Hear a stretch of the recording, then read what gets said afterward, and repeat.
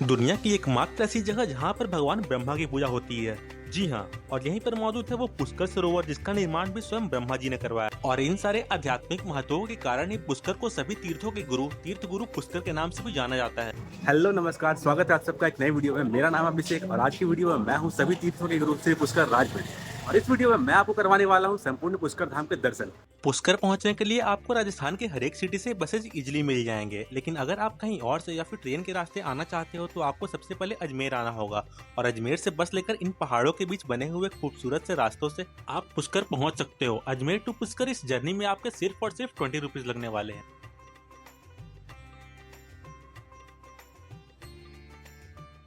दिन के शुरुआत में हम लोग सबसे पहले पहुंच गए श्री ब्रह्मदेव जी के मंदिर। आपको मैं बता दूं कि ये भारत में एकमात्र ऐसा मंदिर है जहां पर श्री ब्रह्मा जी की पूजा होती है। वीडियोग्राफी तो अंदर अलाउड नहीं है, लेकिन चलिए हम लोग दर्शन करके आते हैं। पुष्कर की कथा कुछ ऐसी सुनाई देती है कि सृष्टि के निर्माण के पश्चात भगवान ब्रह्मा इस जगह पर ही यज्ञ कर रहे थे। यज्ञ को पूर्ण करने के लिए उनकी पत्नी का भी इसमें सम्मिलित होना आवश्यक था। इसलिए ही उन्होंने अपने पुत्र नारद जी को कहा कि माता सावित्री को शीघ्र ही इस जगह पर बुला करके लेते आए। नारद जी ने सोचा कि मेरी तो प्रवृत्ति ही है कलेश करवाने की, कैसा हो अगर मैं अपने माता और पिता के बीच ही लड़ाई करवा दूं।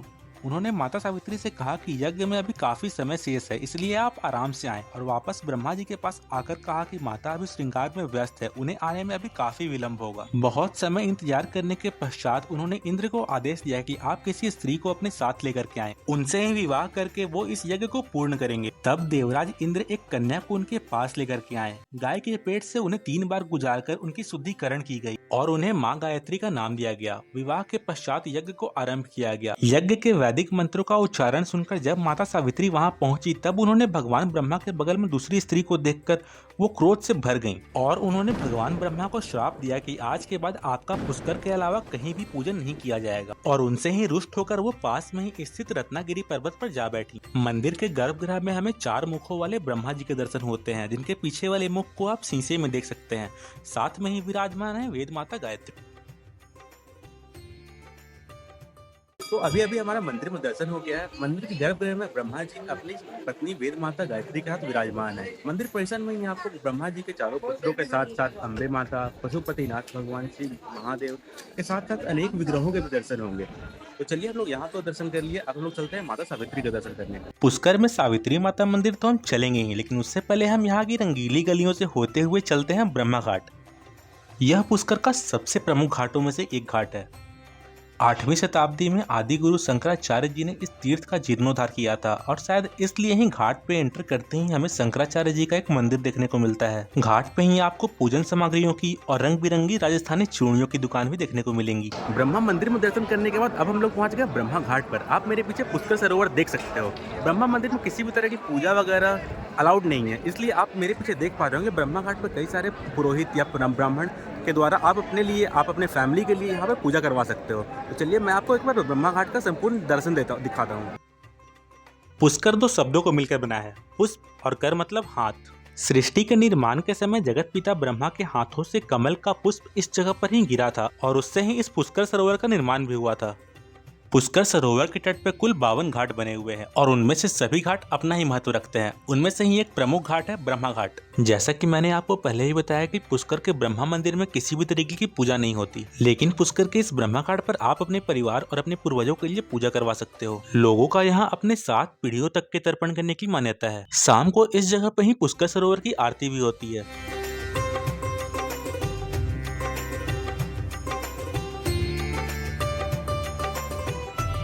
अब हम लोग आ गए परशुराम घाट पर, जहाँ पर ज़्यादातर लोग स्नान करते हैं और स्नान करने के उपरांत ब्रह्म मंदिर में जाकर के दर्शन करते हैं। तो चलिए मैं आपको एक बार दिखाता हूँ। ब्रह्मा घाट के बगल में बने इस घाट पे लोग पुष्कर सरोवर में स्नान करने के लिए उपयोग में लाते हैं। यहाँ स्नान करने के पश्चात ही लोग ब्रह्मा मंदिर जाकर भगवान ब्रह्मा के दर्शन करते हैं। अब हम लोग चलते हैं माता सावित्री के मंदिर की ओर।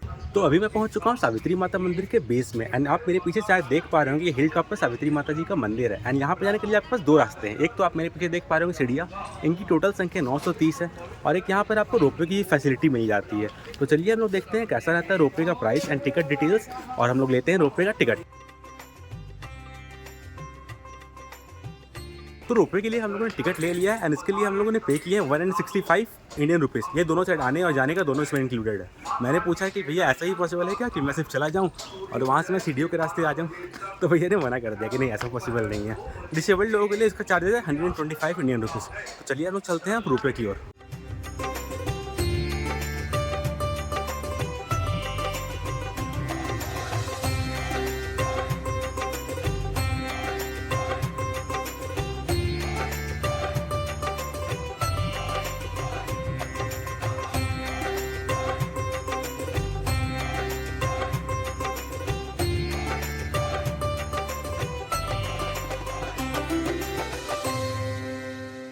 सो रोपवे से अभी हम लोग पहुंच गए सावित्री माता मंदिर एंड यहाँ पे बंदरों का बहुत ही खतरनाक आतंक है। खैर चलिए हम लोग दर्शन करते हैं सावित्री माता मंदिर में और उसके बाद हम दिखाते हैं आपको यहाँ से नज़ारे।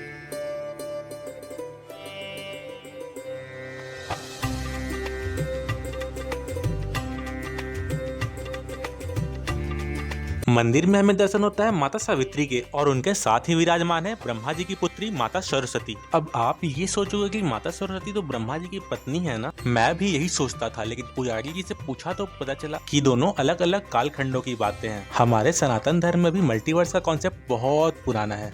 तो सावित्री माता मंदिर में हमारा दर्शन हो गया एंड उसके सामने ही एक बहुत ही खूबसूरत सा व्यू पॉइंट बनाया हुआ है। अगर आप मेरे पीछे देख पा रहे होंगे तो I can say certainly this is the best view point of Pushkar.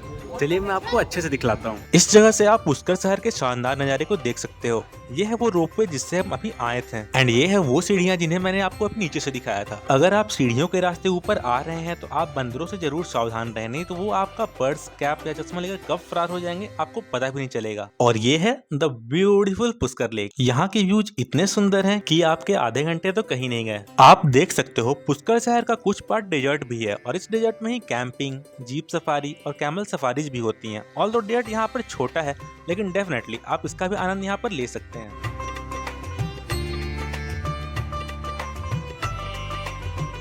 तो सावित्री माता मंदिर में हमारा दर्शन हो गया एंड यहाँ की खूबसूरत नज़ारों का तो क्या ही कहना। साथ ही साथ आप मेरे पीछे देख पा रहे होंगे कई व्यू पॉइंट्स भी बने हुए हैं, कई रॉक्स बने हुए हैं जहाँ पर आप बैठकर फोटोग्राफी और वीडियोग्राफी भी करवा सकते हो। खैर चलिए हमारा दर्शन हो गया और अब हम लोग चलते हैं नीचे। सावित्री मंदिर से मैं लौट रहा हूँ और मैं बैठा हुआ हूँ रोपवे में एंड इस रोपवे में मैं कम्प्लीटली अकेला ही हूँ। अगर आप लोग मेरा वीडियो फॉलो करते हो तो आपने नोटिस किया होगा कि सारंगकोट जो कि नेपाल में है उसमें भी मैंने रोपवे पे राइड किया था और उसमें भी मैं अकेला ही था एंड वहाँ का जो व्यू पॉइंट था उसका तो क्या ही कहना है, उससे हम कभी किसी को कंपेयर कर ही नहीं सकते। लेकिन ये भी बहुत ही खूबसूरत है एंड डेप्थ देख करके तो उम्मीद करता हूँ आपको हमारी वीडियो अभी तक अच्छी लग रही होगी। अगर आपको हमारी वीडियो अच्छी लग रही है तो मेरे चैनल पे और भी ढेर सारी जगहों की गोकुल, नंदगांव, बरसाना, वृंदावन, मथुरा सारी जगहों की वीडियो बनी हुई है। आप उन सारी वीडियो को भी चेकआउट कर सकते हो। खैर चलिए हम लोग अपने रोपवे को एंजॉय करते हैं। तो सावित्री माता मंदिर में जैसे ही मैं दर्शन करके उतरा ही होता हूँ कि मैं देखता हूँ कि रोपवे के लिए यहाँ पे लंबी लाइन लगी हुई है। थैंक गॉड मेरी माता रानी की कृपा थी कि हमें कोई भी लाइन का सामना नहीं करना पड़ा, मुझे 1 मिनट भी वेट नहीं करना पड़ा था। खैर जैसे ही आप सावित्री माता से उतरोगे और ब्रह्मा मंदिर के ओर जाने लगोगे तब रास्ते में आपको ढेर सारे कैमल सफारी और जीप सफारी करने वाले शॉप भी देखने को मिलेंगे। जैसे कि मैंने आपको सावित्री माता मंदिर के टॉप से दिखाया था कि यहाँ पर कुछ एरिया डेजर्ट भी है, तो आप यहाँ पर कैमल सफारी और जीप सफारी भी कर सकते हो। सो अगर आप कैमल सफारी करना चाहते हो तो उसके लिए आपको लगभग 1200 से 1500 रुपये देने पड़ेंगे और अगर आप जीप सफारी कर रहे हो 2000 से 2500 रुपये आपको लगने वाले हैं। सो अगर आप यहाँ पर करना चाहते हो तो आप वो भी कर सकते हो। कैमल सफारी, जीप सफारी में आपको वो पॉइंट्स दिखलाएंगे जहाँ पर कुछ सिग्निफिकेंट कुछ स्टोरी था या फिर कुछ मूवीज़ की शूटिंग हुई थी। जैसे करण अर्जुन मूवी की शूटिंग भी इसी डेजर्ट में हुई थी, तो वो सारी पॉइंट्स को वो कवर करवाते हैं। चलिए हम लोग अब कुछ ब्रेकफास्ट करते हैं यहाँ पर और चलते हैं बाकी घाटों के दर्शन करने। तो अभी बज रहे हैं दोपहर के 11 एंड हमें लग रही है थोड़ी थोड़ी भूख एंड पुष्कर ही नहीं पूरे राजस्थान में कचौड़ी और कढ़ी पकौड़े से अच्छा और क्या ही हो सकता है ब्रेकफास्ट के लिए। तो चलिए हम लोग भी यहाँ पे कचौड़ी का आनंद।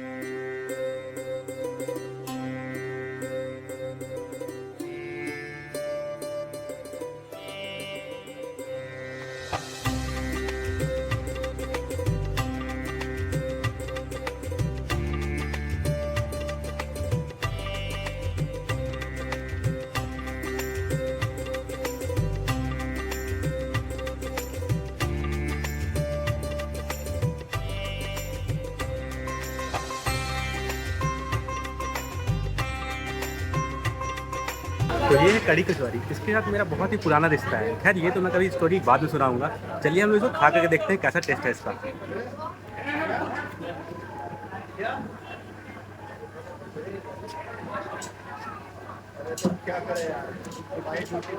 मज़ा आ जाता है गाइस। कचौरी यहाँ का बेस्ट है पूरे राजस्थान का। चलिए हम लोग इसे फिनिश करते हैं और फिर आपसे मिलते हैं। तो अब हम लोग पहुंच गए हैं गौ घाट। पुष्कर के 52 घाटों में से एक इस घाट का भी अपना ही विशिष्ट स्थान है। इस घाट का निर्माण राजपूत राजाओं के द्वारा करवाया गया था और उनके वंशज ही आज भी इसके मेंटेनेंस को देखते हैं। तो पुष्कर में कचौरियों का नाश्ता करने के बाद अब हम आ गए हैं गौ घाट पे। ये भी पुष्कर का एक बहुत ही महत्वपूर्ण घाट है। तो चलिए मैं आपको घाट और पुष्कर सरोवर का दर्शन करवाता हूँ। लेकिन एक मिनट, यहाँ पर कुछ माताएं स्नान कर रही हैं। तो चलिए मैं पहले चलता हूँ थोड़ा साइड में और उसके बाद मैं आपको घाट और सरोवर का दर्शन करवाता हूँ। पुष्कर के इन 52 घाटों की विशेषता कुछ ऐसी है कि आप जिधर भी जाओगे कहीं न कहीं किसी मंदिर में ही पहुंच जाओगे। लोग इस गौ घाट पे स्नान करते हैं और अपने पूर्वजों के लिए पिंडदान भी करते हैं। पुष्कर के इस गौ घाट पे अस्थि विसर्जन का भी अपना ही महत्व है। महात्मा गांधी, जवाहरलाल नेहरू और लाल बहादुर शास्त्री जी की भी अस्थियां इसी जगह पर प्रवाह की गई थी। ब्रह्मा घाट की तरह ही इस गौ घाट पर भी पुष्कर राज की संध्या आरती होती है। चलिए अब हम लोग चलते हैं किसी दूसरे घाट पे। पुष्कर की बातें हो और उसमें यहाँ की मार्केट्स का जिक्र ना हो, ऐसा हो सकता है क्या? टूरिस्ट के जरूरत की सारी चीजें, चाहे वो कैफेज हो, सुवेनियर शॉप्स हो या फिर कपड़ों की दुकानें, सब कुछ आपको यहाँ मिल जाएगा।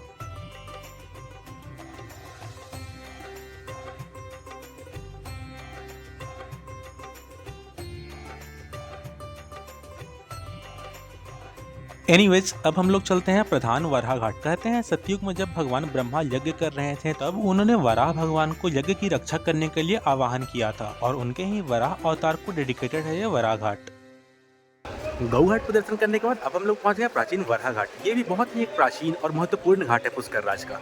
आप मेरे पीछे देख पा रहे हो कि यहाँ पर भी कई लोग स्नान और पूजन आदि कार्य कर रहे हैं। साथ ही साथ यहाँ पर कई मंदिर भी बने हुए हैं। तो चलिए मैं आप सारी मंदिरों के दर्शन करवाता हूँ, यहाँ के 360 व्यू का दर्शन करवाता हूँ और उसके बाद मैं चलता हूँ अपने नेक्स्ट डेस्टिनेशन पर।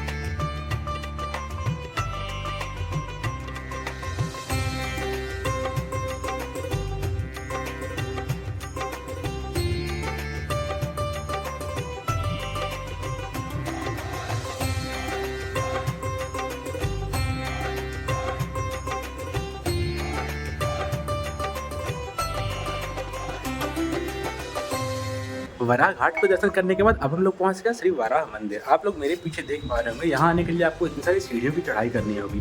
तो चलिए अब हम लोग चलते हैं वराह मंदिर के अंदर। अब हम लोग पहुंच गए हैं वराह मंदिर। वराह मंदिर डेडिकेटेड है भगवान विष्णु के वराह अवतार को, जिन्होंने हिरण्याक्ष का वध करके पृथ्वी को बचाया था। मंदिर में एंटर करते ही हमें धर्मराज जी के मूर्ति के दर्शन होते हैं और उनके बगल में ही गरुड़ जी की मूर्ति है जो कि मेन मंदिर के एग्जैक्टली सामने है। वैसे हमारे हिंदू कल्चर में गरुड़ जी को भगवान विष्णु का वाहन भी बताया जाता है। मंदिर के गर्भगृह में वीडियोग्राफी अलाउड नहीं है, बट यहाँ पर आपको भगवान श्री हरि विष्णु के वराह अवतार के दर्शन होंगे, जिन्होंने अपने मुख पर संपूर्ण पृथ्वी को उठा रखा है। चलिए अब लोग चलते हैं वराह मंदिर से भगवान श्री रंगनाथ जी के मंदिर। तो पुष्कर में ही घूमते घूमते मैं पहुँच गया पुष्कर साहिब गुरुद्वारा, आज जो कि आप मेरे पीछे देख पा रहे होंगे। तो चलिए हम लोग चलते हैं गुरुद्वारे के अंदर और देखते हैं कि हमें अंदर क्या क्या देखने को मिलता है।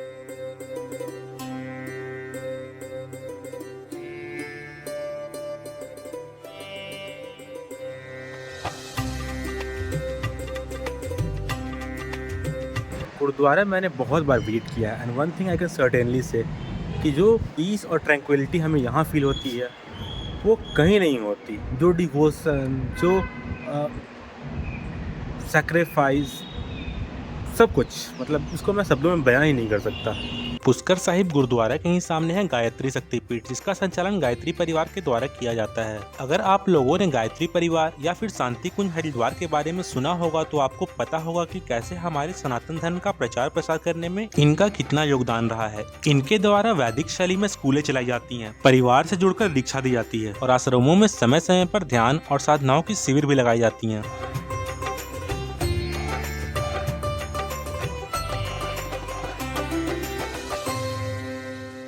तो अभी हम लोग पहुंचे हैं रामा वैकुंठ टेम्पल। इसे यहाँ पे न्यू रंगजी टेम्पल के नाम से भी जाना जाता है। चलिए हम लोग चलते हैं अंदर दर्शन करते हैं।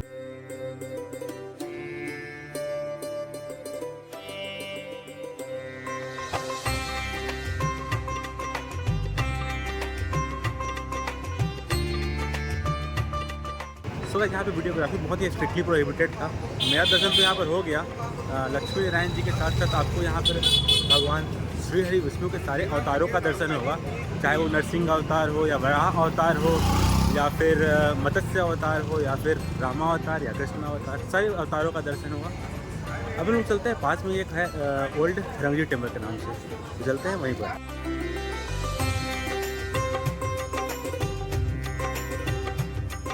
तो अभी मैं आ गया हूँ ओल्ड श्री रंगनाथ जी मंदिर एंड ट्रस्ट में गाइस यहाँ पे बहुत पीस है। इनफैक्ट पूरे पुष्कर में ही आपको बहुत पीसफुल इन्वायरमेंट देखने को मिलेगा, क्योंकि ये अभी तक टोटली कॉमर्शलाइज नहीं हुआ ऋषिकेश, हरिद्वार, वाराणसी की तरह।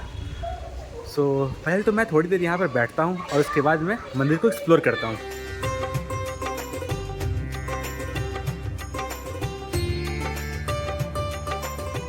तो हमारा ओल्ड रंगनाथ जी मंदिर में दर्शन हो गया। बहुत ही धीरे धीरे साउंड में बहुत ही मीठी मीठी सी भजनें बजाई जा रही थी। खैर गोस्वामी जी से पूछा तो पता चला कि ये उत्तर भारत में दक्षिण भारतीय शैली में बनाए जाने वाला सबसे पहला मंदिर है। इस मंदिर के बनाए जाने के 12 साल बाद ही वृंदावन में श्री रंगनाथ स्वामी जी का निर्माण किया गया था। चलिए अब हम लोग चलते हैं बाकी किसी नेक्स्ट डेस्टिनेशन पर। पुष्कर आए और यहाँ के मालपुए नहीं खाए तो फिर आपने क्या ही खाया? भैया एक प्लेट मालपुआ लगा दो। जो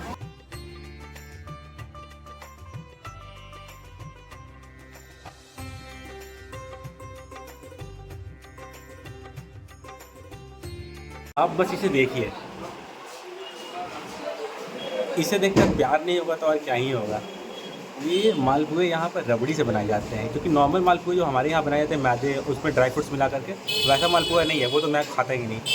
इसे रबड़ी से बनाया जाता है। मैं लास्ट 3 दिनों से पुष्कर में हूँ और 15+ मालपुए अभी तक मैंने चट कर दिए होंगे, उसमें 2 और ऐड होने वाला है। मेरी फैमिली वाले देख रहे होंगे तो वो सोच ही रहे होंगे कि अपने पसंद का चीज़ हमेशा ये ढूंढ ही लेता है कहीं ना कहीं से। आप यहाँ पर देख सकते हो कि यहाँ पर पूरे छेद किए हैं और इसे पूरे चाशनी में डुबाया हुआ है। मुझसे अब बर्दाश्त नहीं हो रहा है, अब मैं इसे फिनिश करता हूँ।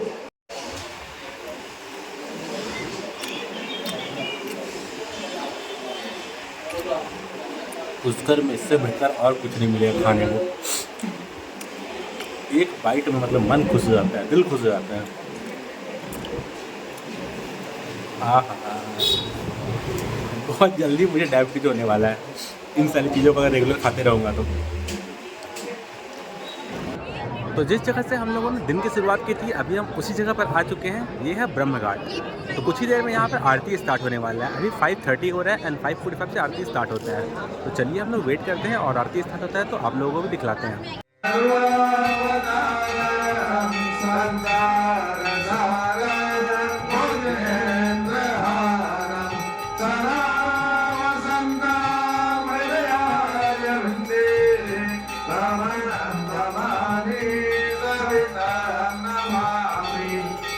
शांति सर्वगम शांति शांतिरेव शांति क्षमा शांतिरेव यदा समीयसे धर्मकी धर्म का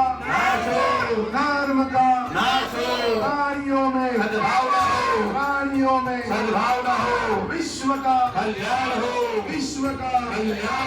सत्य सनातन धर्म की जय हो, ब्रह्मा जी महाराज की जय हो, सावित्री माता की जय हो, गायत्री माता की जय हो, सरस्वती माता की जय हो, गौ माता की जय हो, अपने माता पिता की जय हो, अपने गुरुजनों की जय हो, पुष्कर नाच की जय हो।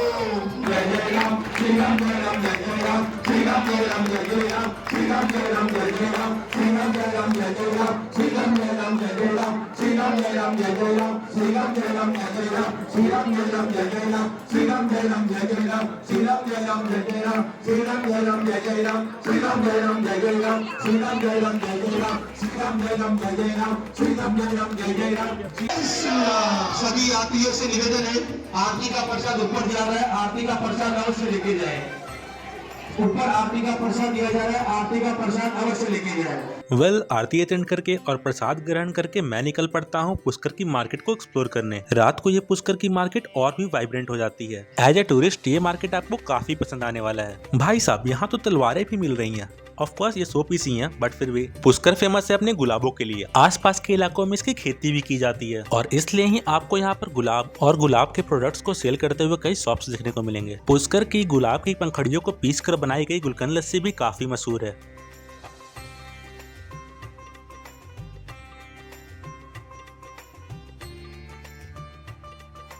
ऑल्दो मैं फर्स्ट टाइम ट्राई कर रहा हूँ, लेकिन अच्छा है। पुष्कर के इन मार्केट्स में आपको ढेरों unique traditional Rajasthani style items देखने को मिलेंगे।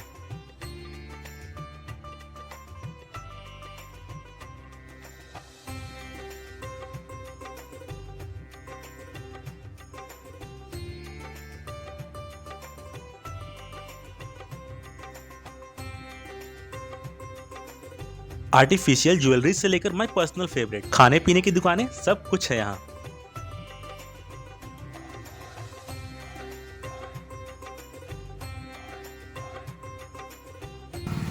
मुझे तो पुष्कर की वीडियो बनाने में बहुत ही मजा आया। आपको कैसा लगा कमेंट सेक्शन में बता दीजिए। और इसके साथ ही मैं करता हूँ इस वीडियो को यहीं पर एंड। तब तक के लिए ओम ब्रह्मणे नमः।